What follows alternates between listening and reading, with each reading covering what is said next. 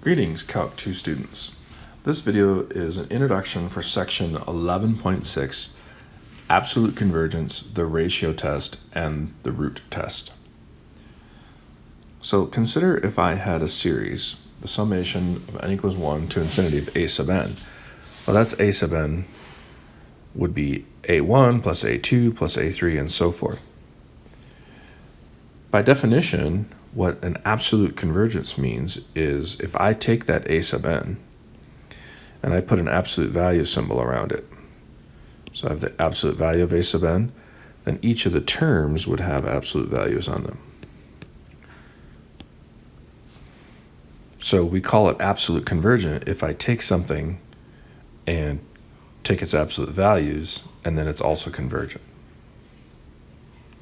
So I have a series, I take the absolute value of that series, and all of those individual absolute values summed up are also convergent. Then we say it's absolutely convergent. Another definition is if a sub n converges, but not absolutely converge, then we say that a sub n is conditionally convergent. So if this converges, but this does not converge, then we would say it's conditionally convergent. So the absolute value part does not converge, but the non-absolute value situation does converge. Then we say it is conditionally convergent. We have a theorem that says if a series, a sub m, is absolutely convergent, then it is convergent. So if we can demonstrate that this is convergent with the absolute value, that means that the series itself is convergent. So we really then have three situations. The first situation is diverges. So a sub n, that series diverges. The second situation is a sub n, that series converges. And the third situation is a sub n take its absolute value, that converges. So if a sub n diverges, then everything's going to diverge. If a sub n converges, the absolute value of a sub n may not necessarily converge, and we call that conditionally convergent. But if 2 and 3 are both true, then we would say it's absolutely convergent. Let's do this example. Determine if the series from n equals 0 to infinity of minus 1 to the n over 5n plus 1 is absolutely convergent or conditionally convergent. So the first thing I want to point out here is that b sub n is equal to 1 over 5n plus 1, and this is then the summation of n equals 0 to infinity of minus 1 raised to the n times b sub n. So this is an alternating series, alternating between positive and negative and positive and negative. So for an alternating series, I then have to do an alternating series test. So the two things that I need is b sub n decreasing. So b sub n plus 1 is that smaller or equal to b sub n for all n. And then the second thing is the limit as n approaches infinity of b sub n equal to 0. So I like doing part 2 first. I find that's a little easier sometimes than doing b sub n plus 1 is that smaller or equal to b sub n. So I like doing part 2 first.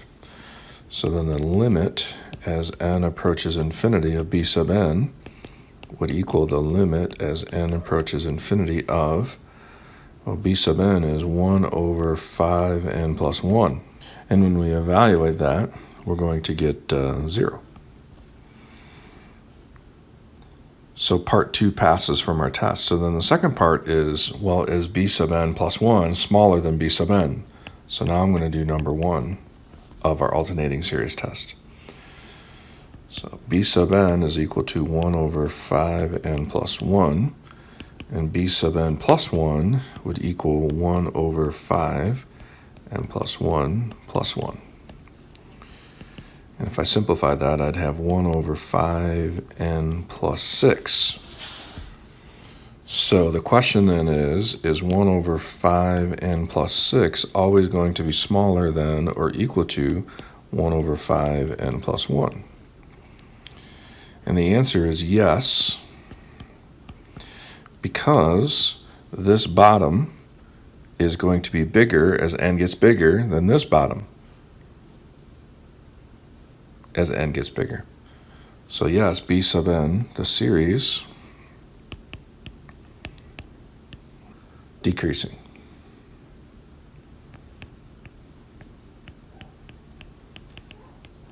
Okay, so the situation then is we have shown that this alternating series converges. So the summation n equals 0 to infinity of minus 1 to the n times 1 over 5n plus 1 converges. So then the question is, does the absolute value converge? So the summation n equals 0 to infinity minus 1 raised to the n over 1 times 5n plus 1 take its absolute value. Does that converge? Well, that's going to be the situation of the summation n equals 0 to infinity of the absolute value of minus 1 to the n times the absolute value of 1 over 5n plus 1. And each of the terms of this first part are going to be positive. So minus 1 to the 0 is 1, and minus 1 to the 1 is minus 1, and so forth. But they're going to take the absolute value each time. So then that is then just equal to the summation n equals 0 to infinity of the absolute value of 1 over 5n plus 1. So we have to figure out, does that converge? Does that converge? And if we look, we can see that as we plug in n equals 0 here and n equals 1 and so forth, for all those positive values, this is going to be equivalent to n equals 0 to infinity of 1 over 5n plus 1. So then the real question is, does this series converge? So I'm going to write that if the summation of n equals 0 to infinity of 1 over 5n plus 1 converges, then the summation of n equals 0 to infinity of minus 1 raised to the n divided by 5n plus 1 has absolute convergence. So if not, then it has conditional convergence. So that's what we need to figure out.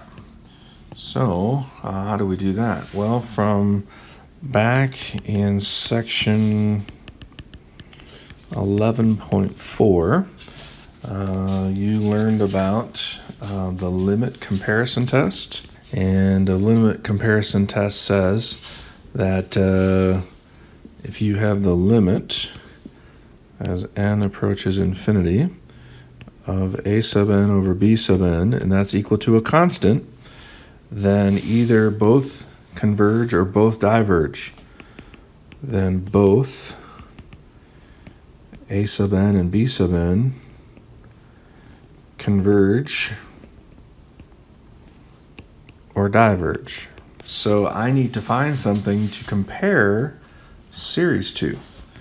So I'm going to start with the summation n equals 0 to infinity of 1 over 5n plus 1. And I'm going to compare that to an a sub n that's equal to 1 over n.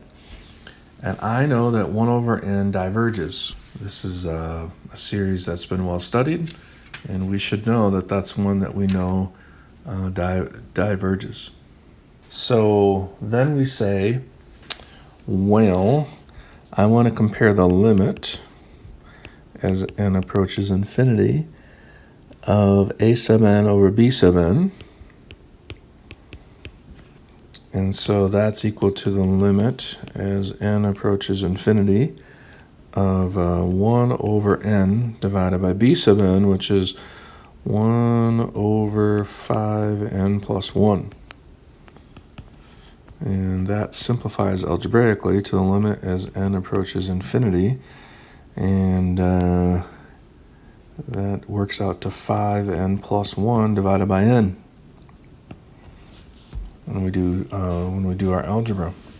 So then that is equal to the limit as n approaches infinity of 5n over n plus 1 over n, and which just simplifies to 5. So by the limit comparison test, a sub n equals 1 over n is divergent. So the limit as n approaches infinity of a sub n over b sub n equals 5 means b sub n is divergent. So since b sub n is divergent, we know that the summation of n equals 0 to infinity of minus 1 to the n times 1 over 5n plus 1 is conditionally convergent. And once again, it's conditionally convergent because the original test of the alternating series without an absolute value converged. So that was converged. And then when we took the absolute value, we found the absolute value of our original series is this summation n equals 0 to infinity of 1 over 5n plus 1. Then we did the limit comparison test to that situation, and that failed. So when that failed, then we have conditionally convergent.